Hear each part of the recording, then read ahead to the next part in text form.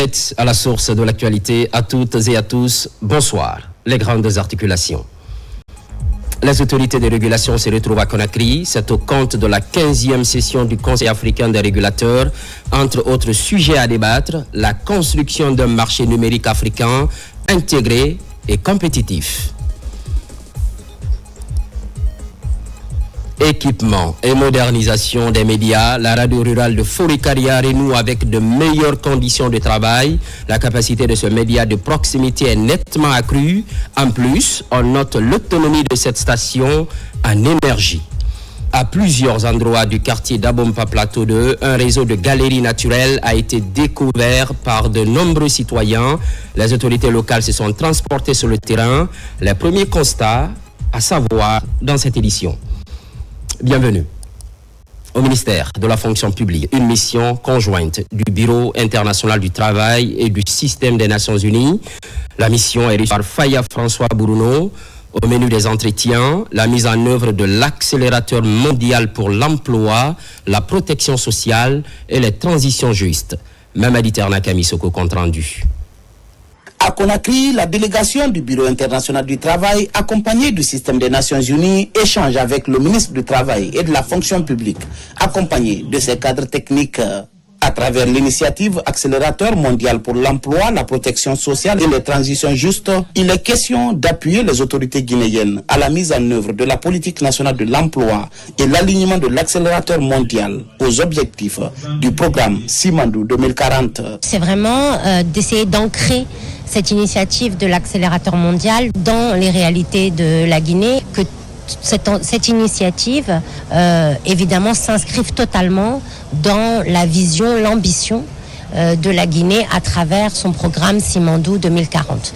Donc, les synergies existent déjà, il s'agit vraiment de les concrétiser.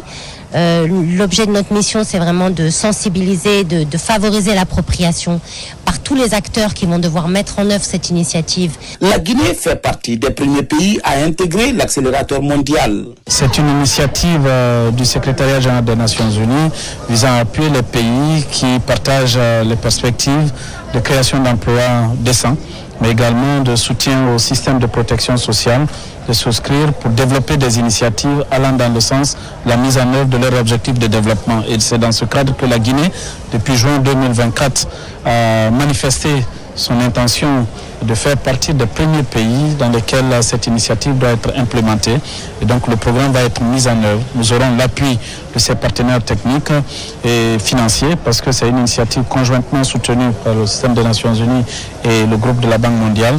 Donc ça va permettre à la Guinée de mettre en œuvre des programmes, des plans d'action allant dans le sens de la création d'emplois à travers la mise en œuvre de la politique nationale d'emploi de notre pays. Cette rencontre marque une étape supplémentaire dans le partenariat entre la Guinée, le BIT et les Nations Unies. Partenariat qui vise à installer une gouvernance de travail plus inclusive et à soutenir la transformation socio-économique de la Guinée.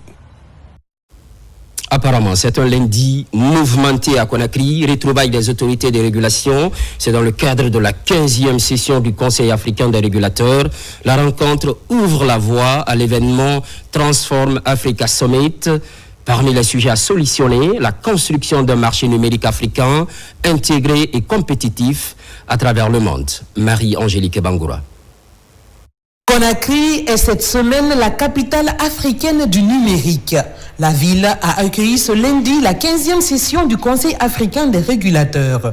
Une rencontre de haut niveau réunissant les représentants de 15 pays, dont la Guinée, le Rwanda, l'Afrique du Sud, le Gabon et le Ghana. Cette semaine, les chefs d'État se réuniront pour le 12e Conseil d'administration de Smart Africa. Toutes les décisions qu'ils prendront sont issues de vos travaux, car 15 n'est pas une réunion de plus.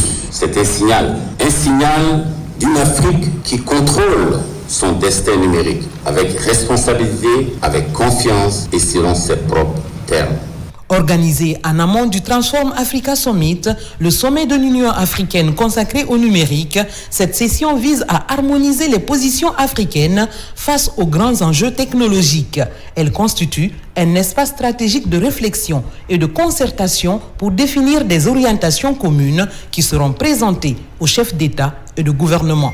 L'avenir du numérique de l'Afrique ne se traduira pas par la fragmentation, mais par l'unité, la solidarité et la vision partagée. Cette vision, notre pays, la Guinée, s'efforce à la traduire dans les faits, à travers des programmes structurants, comme le programme Simandou, l'an 2040. Les recommandations issues de Conakry devraient nourrir les travaux du Transform Africa Summit et contribuer à la mise en place d'un cadre africain cohérent pour relever les défis du digital. Place maintenant à la stratégie nationale d'économie bleue. La capitale guinéenne abrite l'événement et se fixe pour défi de jeter les bases d'une politique nationale intégrée autour de la gestion durable des ressources marines. C'est dans l'optique d'uniformiser les textes à l'échelle continentale, j'allais dire. Al-Gassimoba, explication. La Guinée, avec ses 300 km de littoral, ses riches zones de pêche, sa biodiversité marine ou encore ses voies navigables intérieures, dispose d'un immense potentiel encore sous-exploité. Mais sans stratégie cohérente, ses atouts risquent d'être mal exploités, voire perdus. L'objectif de ces assises de Conakry, faire de l'économie bleue un moteur de croissance, un levier pour la sécurité alimentaire, mais aussi et surtout un outil de résilience face au changement climatique. Il y a des enjeux qui sont d'aligner cette stratégie à celle régionale, c'est-à-dire que la stratégie de l'Union africaine. Mais également, les prochaines étapes, nous devons avoir un plan d'action ou un plan d'investissement au niveau national sur l'économie bleue. L'arrivée de l'Union africaine dans nos murs aujourd'hui consiste à aligner le plan stratégique qui existe au niveau national, de l'aligner aussi avec l'Union africaine. À travers cet espace d'échange, la Guinée franchit une étape décisive vers la valorisation de ses ressources bleues. Une dynamique qui s'inscrit dans la vision continentale portée par l'Union africaine pour une Afrique prospère, durable et tournée vers l'avenir. Il a été demandé que les États membres de l'Union africaine puissent aligner leur stratégie nationale sur la stratégie africaine de l'économie bleue. Si l'on prend le continent en tant qu'une seule voie, vous vous rendez compte que toutes les potentialités que ce continent-là a peut faire en sorte que l'Afrique devienne le premier pôle de développement dans les prochaines années. Et l'agenda 2063 est dans cet élan-là. Ces assises de Conakry est un engagement collectif pour que l'économie bleue devienne un pilier du développement national au service des populations et des générations futures. Pendant ce temps, la radio rurale de Fourekaria sort de sa léthargie. La station renoue avec la modernisation. Des équipements sont mis à disposition. Techniciens et journalistes retrouvent le confort de travail. Que dire des auditeurs pour le confort d'écoute? La puissance de ce média de proximité est revue à la hausse, mais pas seulement. L'autonomie de cette station en énergie devient une réalité. Kern Osman Diallo. Au cœur de la stratégie du ministère de l'Information et de la Communication pour la réussite de la communication sur le projet Simandou, la radio rurale de Fourekaria, une station considérée comme l'une des plus stratégiques dans le réseau des radios rurales.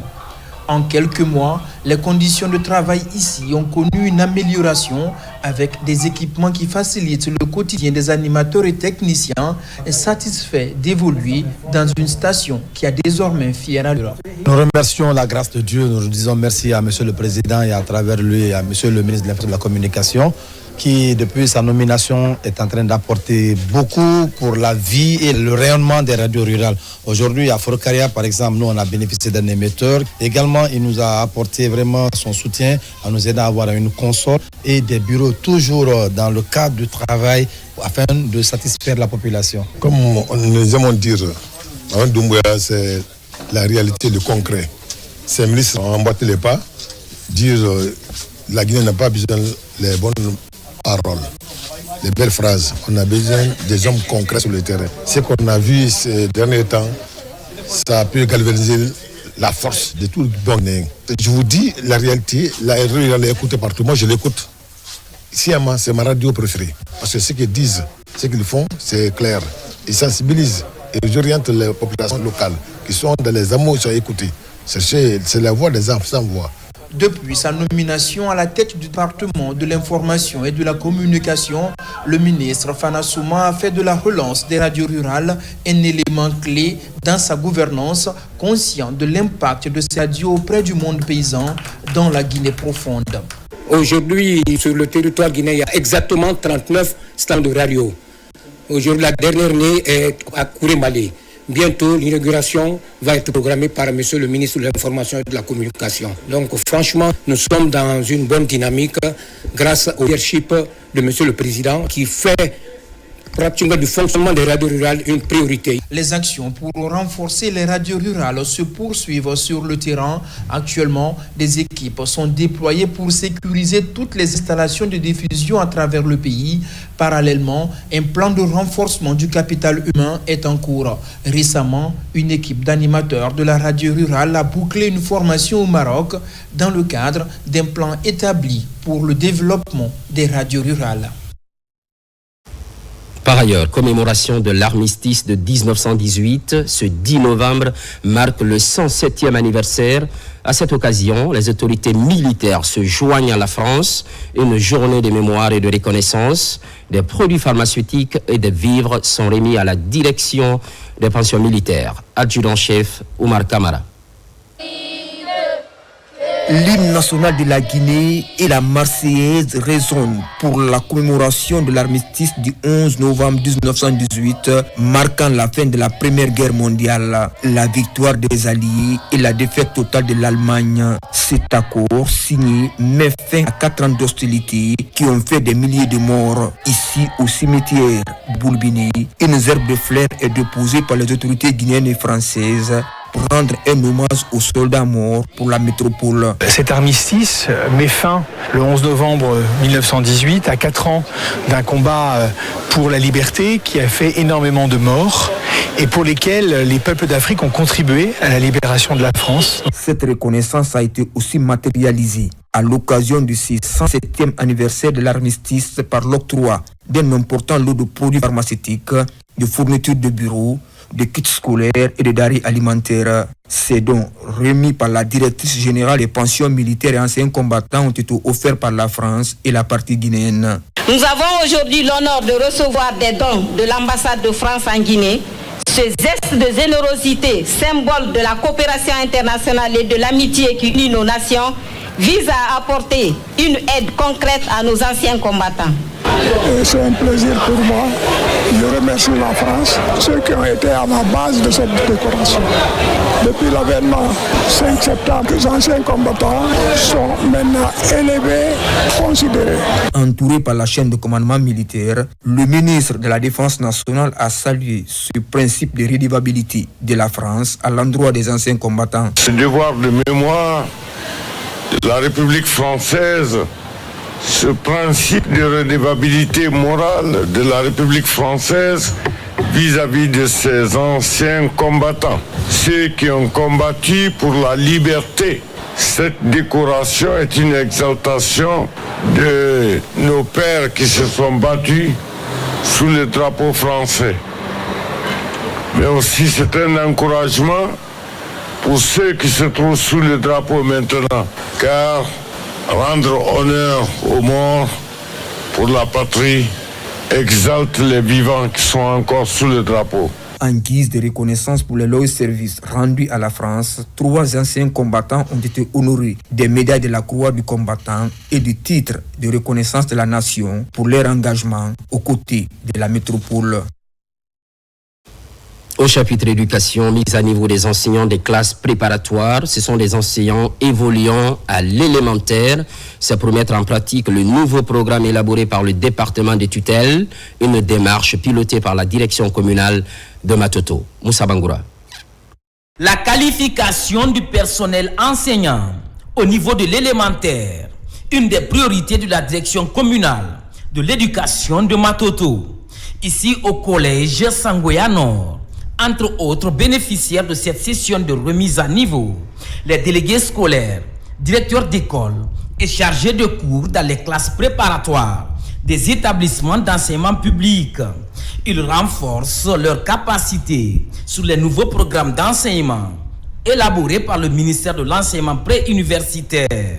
À la sortie, il faut que l'enseignant qui enseigne les CP soit vraiment bien outillé pour qu'il puisse dispenser de façon correcte le programme, pour que les enfants qui reçoivent ces formations savent lire dès la première année, savent écrire les 26 lettres d'alphabet. Ces enseignants doivent s'y mettre pour que cette utilisation des nouveaux manuels au CP soit quelque chose qui n'est pas du tout étrange pour eux, afin que les enfants puissent tirer le plus grand profit ou le maximum pour le bénéfice de l'éducation guinéenne.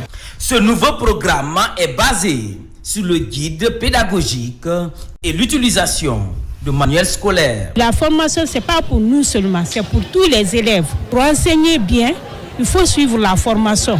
La formation, elle est très très importante. La formation là est bienvenue pour nous les directeurs qui sont censés viser les cahiers des enseignants et pour les enseignants qui sont en station de classe, qui doivent vraiment détailler, préparer et enseigner les élèves. Pour un enseignement de qualité au niveau des élèves, ce nouveau programme d'enseignement rentre en vigueur cette semaine. Les chercheurs de l'Institut national de recherche et d'action pédagogique assurent cette série de formations. Au même moment, réconfort pour les élèves des secteurs Soro et Mangué. Nous sommes dans la commune urbaine de Ksa. C'est une nouvelle école pour encourager la scolarisation des enfants, fruit d'une initiative privée. Capacité d'accueil, plus de 3000 élèves. Marwan Kamara. Les élèves des secteurs Soro et Mengué dans la commune de Kassa ne vont plus parcourir des kilomètres pour rejoindre leur établissement scolaire. Sur cette montagne, une nouvelle école de 7 salles de classe ouvre enfin ses portes après plusieurs années de travaux. L'infrastructure attendue depuis longtemps vient offrir aux enfants de Soro et Mengué un environnement d'apprentissage plus proche et mieux adapté à leurs besoins. Depuis 1938, cette localité n'a jamais connu une école. L'association Abou Soro, accompagnée par ses partenaires, ont bien voulu réaliser cette belle œuvre magnifique de la construction d'une école primaire, toute pourvue de tables-bancs, magasins qui donnent désormais un nouveau visage pour former l'élite guinéenne de Kassa. Quand j'ai commencé ma carrière, il y avait 250 millions d'enfants qui étaient privés d'école dans le monde. Aujourd'hui, il y en a 90 millions. C'est encore trop et on considère avec mon équipe que tous les enfants du monde doivent aller à l'école. Réalisé et équipé par l'association Abou Soro et la fondation Wozni, ces infrastructures scolaires de proximité s'inscrivent dans le programme de développement de l'éducation dans l'archipel des îles de l'Os. La fondation Wozni et le groupe UMS sont fiers d'avoir contribué à cette réalisation. Elle s'inscrit dans notre engagement constant pour un accès équitable à une éducation de qualité partout en Guinée. Nous saluons l'apport essentiel des ONG, des associations et des partenaires privés qui incarnent l'esprit de soutien et d'accompagnement à la vision de développement tracée par le chef de l'État. L'inauguration de cette école primaire est un pari réussi pour l'association Abou Soro et ses partenaires, guidés par l'engagement de mettre en œuvre la politique de couverture scolaire universelle et l'égalité des chances. C'est un chiffre qui ne passe pas inaperçu. 23 millions d'euros. Le gouvernement et l'AFD ont mis la main à la poche. Une manne financière injectée dans le projet Saritem, appui au système d'activité risicole en territoire de mangrove. Une mission conjointe de supervision regagne les différents sites.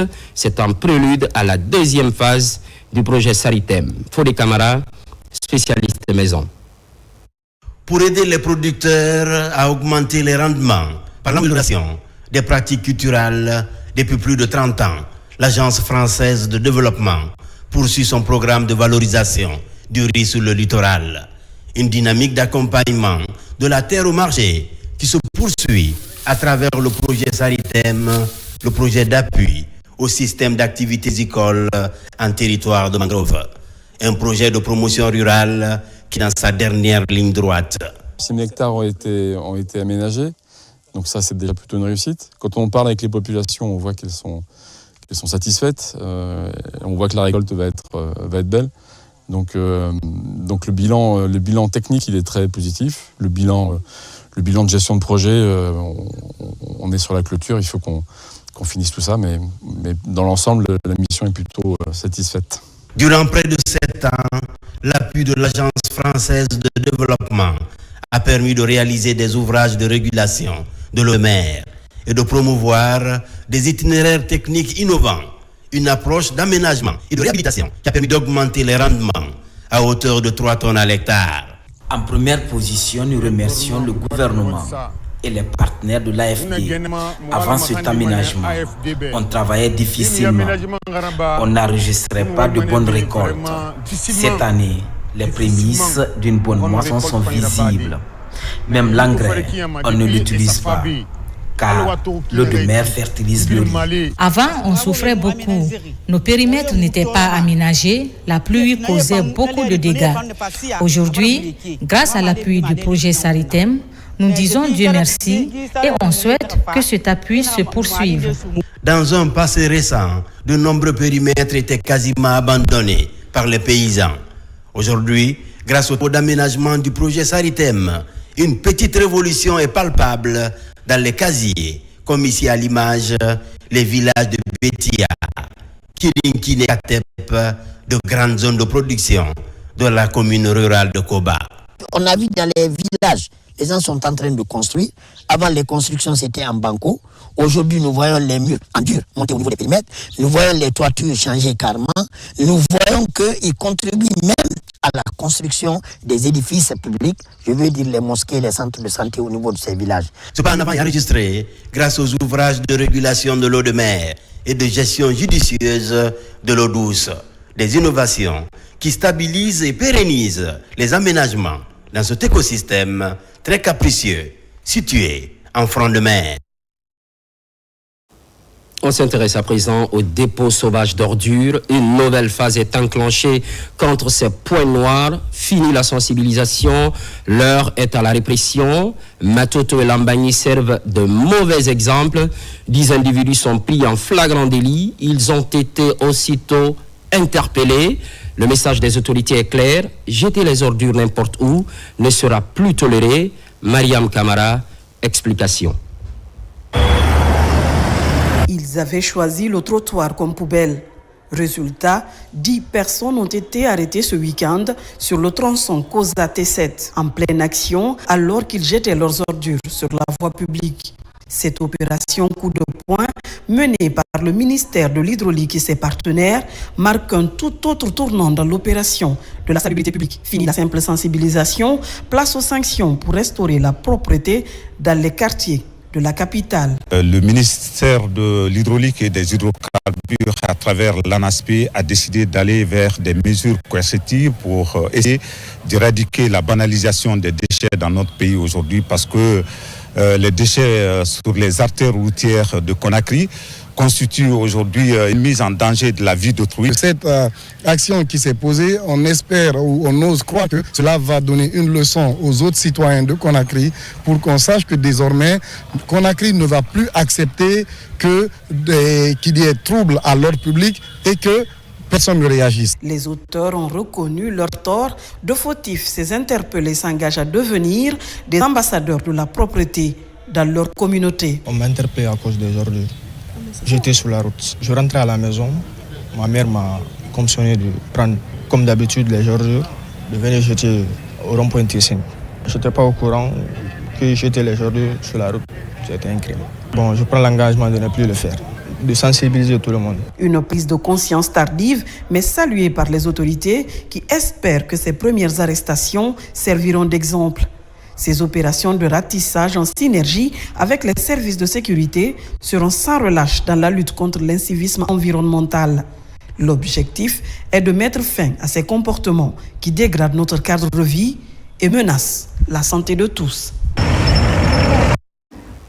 Cap sur le domaine de l'agroécologie, un projet d'envergure cible les paysans des 3 régions naturelles de la Guinée. C'est l'une des retombées de la coopération entre l'Italie et la Guinée. Il se chiffre à plus de 2 millions d'euros pour un délai de 3 ans. Yaya Silla. Le projet Régénère Action Guinée est une transition agroécologique et création de nouvelles opportunités. Il vise à favoriser l'accès à une alimentation durable, saine et nutritive et améliorer les moyens de subsistance grâce à la transition agroécologique en Guinée. Qui parle d'agroécologie parle de l'utilisation des engrais organiques. Qui parle d'agroécologie parle de l'utilisation des semences résilientes. Qui parle d'agroécologie parle avant tout de la santé du consommateur. Ce projet mis en œuvre par l'ONG Elvia en partenariat avec l'ONG CISV, le CISAO de l'Université de Turin, APIO, les organisations paysannes, représente un exemple concret de coopération inclusive entre acteurs publics, société civile, monde académique et secteur privé, italien et guinéen. Fruit de la coopération italienne, ce projet d'une valeur de plus de 2 millions d'euros est mis en œuvre dans les préfectures de Bofa pour la Basse-Guinée, Pita dans la Bas-Guinée et Kankan, Mandiana au compte de la Haute-Guinée. À travers notre action de coopération, nous soutenons les priorités nationales définies par le gouvernement, notamment le programme Simandou 2040. Notre action, donc, vise à renforcer la souveraineté alimentaire du pays, enjeu stratégique pour la stabilité, la santé publique, la paix sociale et le développement économique. Les résultats attendus du projet sont l'amélioration de la diversification agricole et alimentaire grâce à une approche systémique de l'agriculture régénérative. Et puis, cette réalité à plusieurs endroits du quartier d'Abompa Plateau 2, je vous le disais dans le sommaire, il s'agit de la découverte d'un réseau de galeries naturelles.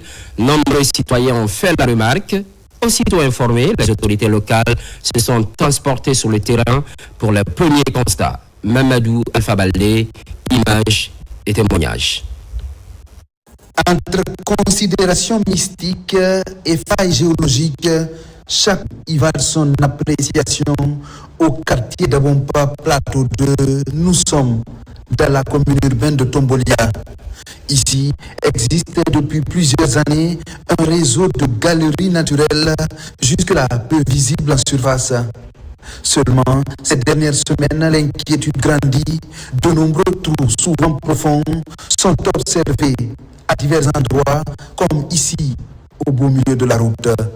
D'après les informations que nous avons eues des premiers habitants de ce quartier, c'est un tunnel qui date de plus de 30 ans de cela et qui traverse presque 3 à 4 secteurs de notre quartier. Des informations ont été passées au niveau des mosquées pour informer les populations que c'est un fait naturel. C'est pour l'autant ce que nous pouvons dire. Mais de bouche à oreille, on nous a appris que c'est un phénomène un peu mystique, comme ça se passe dans beaucoup de nos villages, que c'est le passage des diables. Et c'est ce que nous savons, mais ce que nous avons pris comme disposition, c'est de sécuriser le tunnel afin que ça ne cause pas de dégâts. Selon des témoignages obtenus sur place, plusieurs bâtiments seraient construits sur ce réseau de galeries naturelles. Les autorités communales impuissantes constatent les faits et comptent saisir les services compétents.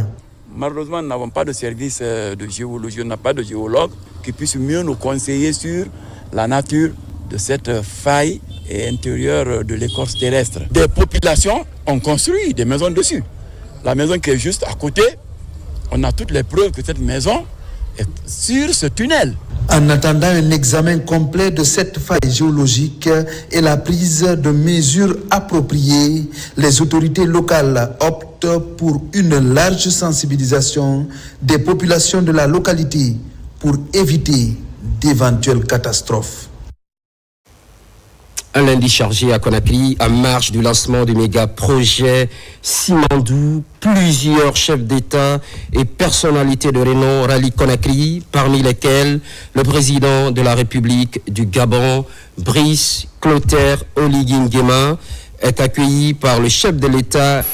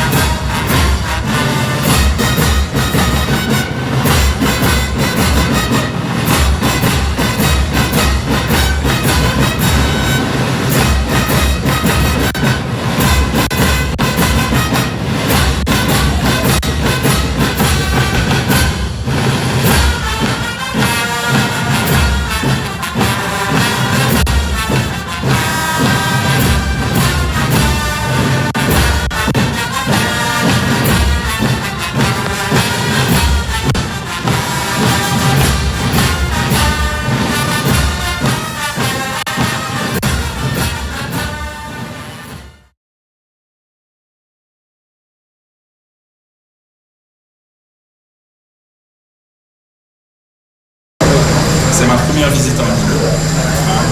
Et je suis satisfait de ce que j'ai pu voir ici et de nos échanges avec mon homologue ici. Les échanges qui ont porté également sur l'avancée politique au Gabon, notre réussite dans l'introduction gabonaise. Et je souhaite ici le même souhait à mon homologue, qui a déjà entamé la marche pour l'organisation du référendum, qui a été une très belle réussite. Et je loue son courage de dire je m'en vais aux élections. Parce que les élections nous amènent la paix, la calmie en Afrique. Et c'est ce que nous avons besoin. Les élections attirent les hommes d'affaires, les investisseurs. Et ça rend le pays vers l'ordre constitutionnel démocratique. Et je pense que c'est ce que l'ONU attend, l'Union africaine attend, et toutes les autres institutions. Il est sur une bonne voie et je le félicite pour ce qu'il fait. Je le félicite également pour les infrastructures, notamment le projet que nous sommes venus ici, le Simandou 2040. Nous allons regarder, nous allons restructurer nos mines en fonction du modèle que nous allons voir ici, qui est déjà une réussite. Je fais venir mon ministre des Mines, qui est en relation tout à l'heure avec le ministre des Mines, pour que nous puissions partager cet échange d'expérience. Et je vous remercie.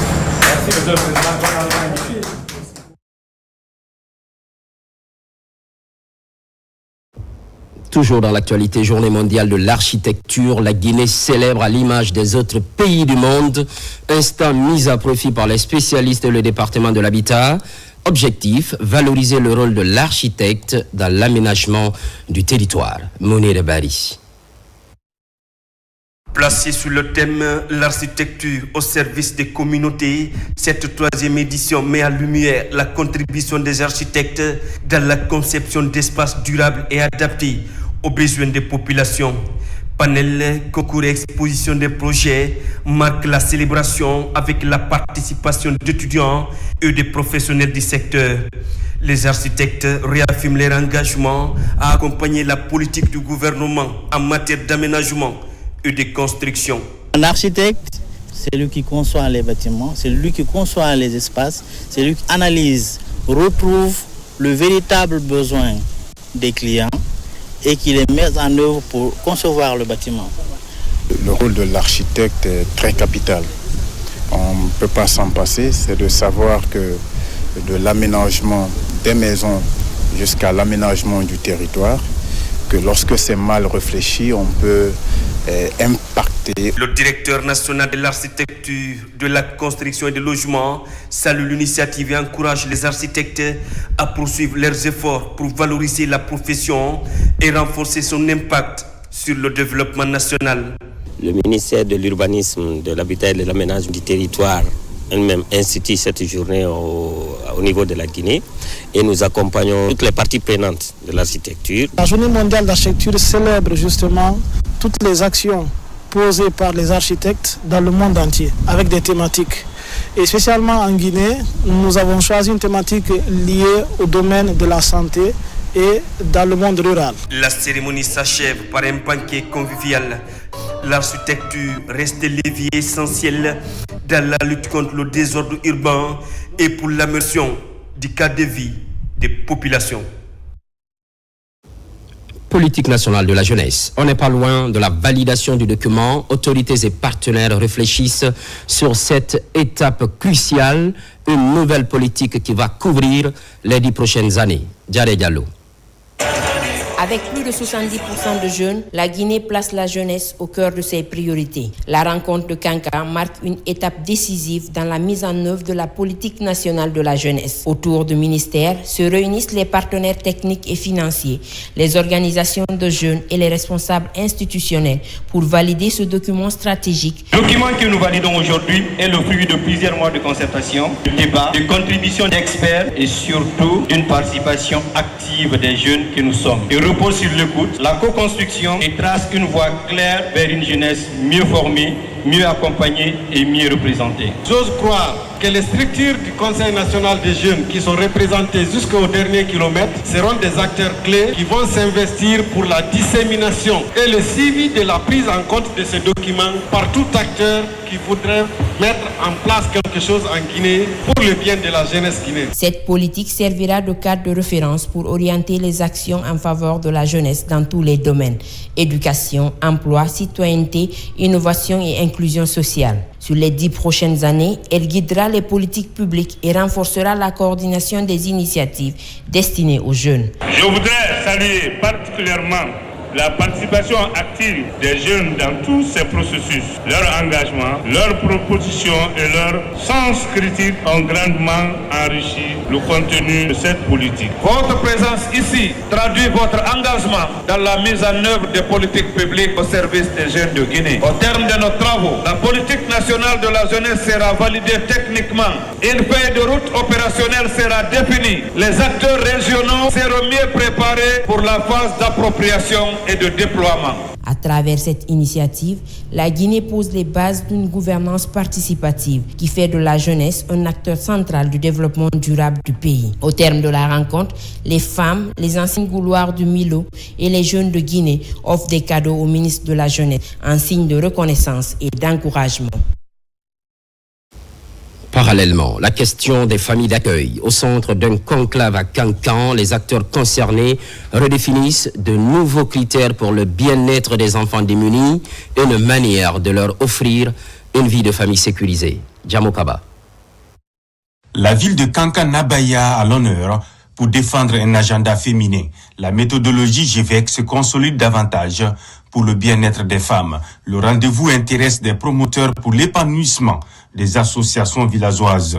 L'approche de micro-épargne et de crédit communautaire est révisitée pour répondre aux besoins financiers des plus pauvres. Concernant l'importance des GVEC, donc cela aussi m'a permis de connaître comment il faut constituer un groupe et comment il faut gérer un groupe, que ce soit des groupes de femmes ou des groupes des hommes. Le groupe là va permettre aux femmes de se prendre en charge. Ma première vision, c'est ça d'abord. Et dès qu'une femme se prend en charge, c'est que c'est un développement qui s'installe dans la localité parce que nous sommes les baromètres de tout développement.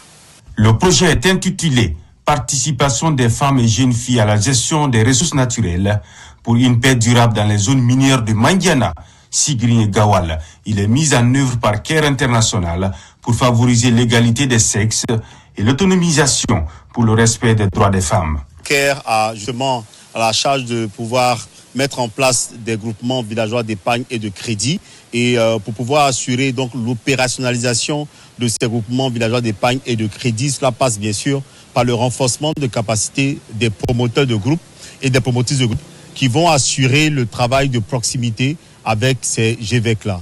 Le grand soutien de cette dynamique, le Fonds de consolidation de la paix des Nations Unies, le PNUD et la FAO participent également à l'expansion de la nouvelle approche pour donner la parole aux femmes en milieu rural. Cette autre initiative de sensibilisation sur la paix, la Concorde nationale, la thématique est au cœur d'une conférence animée par l'érudit de Kindia. Le choix est porté sur la commune rurale de Fossérouré. Autorités et citoyens ont répondu à l'invitation. Labi Kamara. L'érudit de Kindia était cette semaine l'hôte de Taroubéa, Fossérouré, et l'âge Abdul Wakil Alamali Keita avait répondu à l'invitation des populations de cette sous-préfecture pour animer une conférence sur la paix et la concorde nationale en vue d'une Guinée où il fait bon vivre. Une initiative des imams et sages de la localité qui a mobilisé plusieurs fidèles musulmans venus du chef-lieu de la commune rurale et district de Taroubéa, Fossérouré.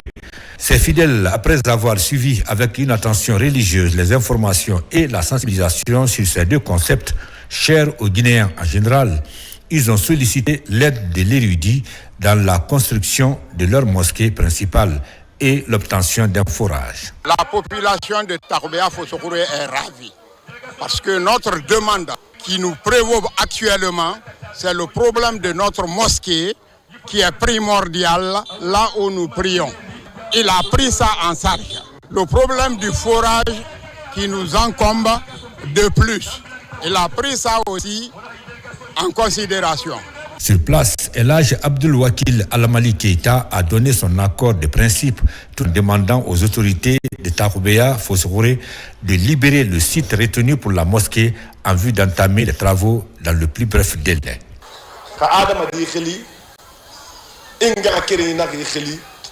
Quand ton parent t'invite, il faut répondre. C'est pourquoi nous sommes là. Et j'ai entendu votre cri de cœur. S'il plaît à Dieu, c'est promis. Je construirai votre mosquée. Dès maintenant, il faut libérer le site pour qu'on entame les travaux aussitôt. À Taroubéa, Fossikhouré, la rencontre de l'érudit Elhadji Abdoul Wakil Alamali Keïta et la population a été présidée par le gouverneur de la région administrative de Kindia. Retour dans la capitale, à Matoto précisément. La jeunesse est à l'école de la citoyenneté, de l'entrepreneuriat et du leadership communal. Une formation de 10 jours pour faciliter l'implication des jeunes dans la consolidation de la paix et de la cohésion sociale. Mariam Diallo. Pour favoriser activement l'implication des jeunes dans la consolidation de la paix, la cohésion sociale et le développement local, le VFD, entendé Service mondial pour la paix, organise un atelier de renforcement de capacité à l'intention des membres du comité de gestion communale et des jeunes leaders de Matoto à travers la commission jeunesse, sport, art et culture. À la fin de la formation, que les jeunes et les leaders forment une équipe pour une meilleure gouvernance au sein de la commune de Matoto. Une gouvernance qui est basée sur la participation, l'inclusion et puis surtout l'intégration. Nous demandons aux participants et aux participantes de le traduire en comportement concret sur le terrain. On dit que la paix, ce n'est pas un mot, c'est un comportement. Le thème porte sur citoyenneté, entrepreneuriat et leadership communal. Les initiateurs de ce projet envisagent de doter la jeunesse de Matoto et les acteurs locaux d'outils pratiques leur permettant de contribuer activement à la construction de communautés pacifiques, résilientes et inclusives. Pour nous, les jeunes jouent un rôle crucial dans la promotion de la paix. Il faut qu'ils aient les outils nécessaires pour être en mesure de jouer pleinement ce rôle qui aide aussi à la durabilité. Nos communes ont besoin de citoyens et leaders fiers de leur identité et conscients de participer activement à la vie de la communauté. Respecter les lois, protéger l'environnement et surtout contribuer au bien commun. À travers ce projet, l'ONG VFD Guinée se veut un espace dynamique dédié à l'émancipation des jeunes à travers leur engagement citoyen. Signature d'un communiqué conjoint entre le BGDA et les douanes guinéennes. C'est un accord sur l'exigence d'un visa d'importation délivré par le Bureau guinéen des droits d'auteur. La décision entre en vigueur le 13 novembre prochain. Ousmane Ba, Mamadou Djoumaba, Quintessence. Cette signature vient renforcer davantage le partenariat entre le BGDA et les douanes guinéennes. C'est un communiqué conjoint relatif à la mise en œuvre de l'exigence du visa d'importation délivré par le BGDA. Un communiqué qui explique tout le processus, de la délivrance du visa jusqu'au prélèvement par les douanes du pourcentage imputé à toute marchandise concernée par la rémunération de la copie privée. Aujourd'hui, les deux directions, BGDA et la douane, se sont mises à l'œuvre pour signer un communiqué conjoint. Le dit communiqué détaille les modalités d'émission des visas par le BGDA, la transmission par les chaînes du BGDA des copies de ces visas à la Direction générale des douanes et l'obligation de la douane à demander aux importateurs de présenter le dit visa comme l'une des conditions, en sus des premières conditions existantes déjà à la plateforme Sidonia pour la délivrance des appareils assujettis à la copie privée. C'est donc une réjouissance de la part de la Direction générale du Bureau guinéen des droits d'auteur. Ce protocole d'accord facilite le paiement et la distribution des droits des créateurs d'œuvres. Pour l'atteinte des objectifs, ces cadres priorisent la sensibilisation. Quand on a ce communiqué, nous allons sensibiliser les opérateurs économiques. Et pas que nous, mais aussi le BGDA, qui va les sensibiliser. Et ça va nous permettre d'avoir dans le circuit de dédouanement le concret, le document concret pour pouvoir collecter et de façon vraiment idoine à l'effet de reverser, n'est-ce pas, cette rémunération pour copie privée au ministère de la Culture, notamment au Bureau guinéen des droits d'auteur. Ce communiqué vient compléter le protocole signé depuis 2022 entre le Bureau guinéen du droit d'auteur et les douanes guinéennes. Il entre en vigueur à partir du 13 novembre 2025. Merci aux équipes techniques et à l'ensemble de la rédaction, à vous également, chers téléspectateurs, pour l'estime sans cesse. Rémo, l'actualité évolue en Guinée, notre paradis, terre de richesse et d'innovation. Les programmes se poursuivent. À très vite.